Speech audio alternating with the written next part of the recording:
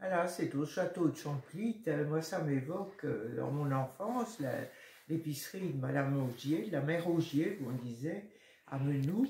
Et bien, il y avait un comptoir, quand on rentrait depuis la rue, sur la gauche, il y avait un comptoir comme ça, avec des bocaux, des choses.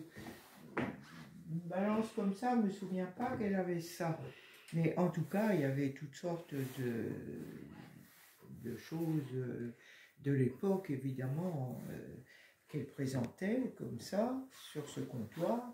Et puis, plus loin, il y avait un deuxième comptoir qui se trouvait en continuité, parce que la boutique était assez profonde. Et sur ce comptoir, je me souviens qu'il y avait un pot de moutarde de Dijon, peut-être pas tout à fait identique, mais avec une, une gouliche, enfin, on appelait ça comme ça, mais maintenant un robinet, quoi.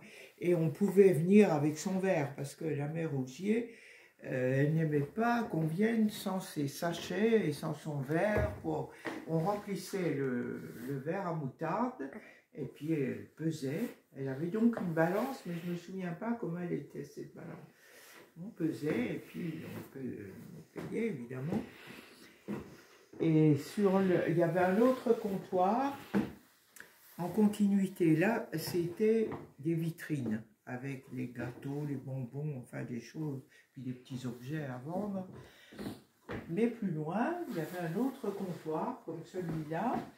Et là, c'est là, je crois qu'elle avait ses boîtes à gâteaux, ce qui était intéressant, mais des boîtes en fer carrées qui étaient entassées. Et le dimanche matin, on achetait en apportant son sachet, on n'appelait pas ça comme ça, on appelait ça comment, un cornet. On disait c'était un cornet à l'époque en papier. T'as ton cornet? Parce que tu sais, ça coûte cher, qu'elle disait. Cornet.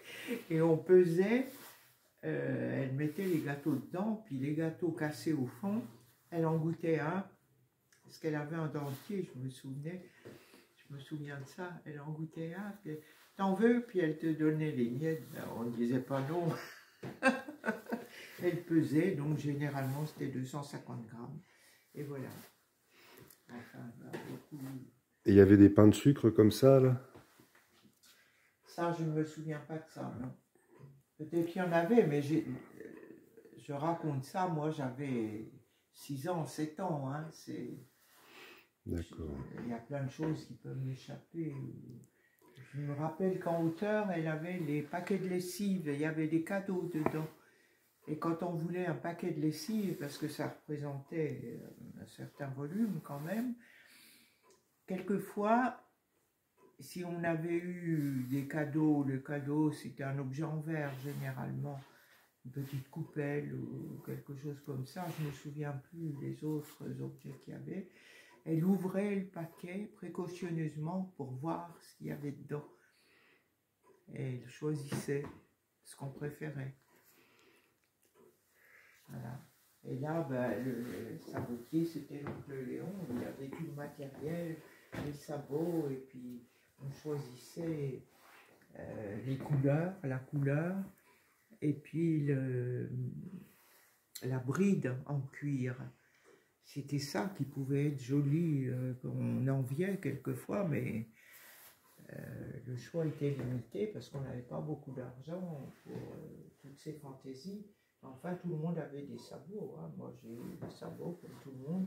Et j'avais très mal aux pieds avec ces sabots. J'étais bien contente quand il y a eu après, par le froid, des pantoufles en feutre, chaudes, montantes un peu, et des sortes de chaussures, je ne sais plus comment on appelait ça, peut-être des snowbots ou des chaussures un peu montantes en caoutchouc sur les chaussons qu'on mettait pour aller à l'école. C'était bien mieux. C'était bien mieux, c'était moins lourd, ça faisait pas mal aux pieds, et puis c'était... Voilà. Voilà, bah merci Jacqueline, en direct de Champlit, le vendredi. Ah bah voilà, ça sonne, bah, il va être 11h30 avec l'horloge comtoise, elle marche toute dans ce château musée. Voilà, le vendredi, on est 18 avril 2025, le vendredi saint. Voilà. Allez, au revoir.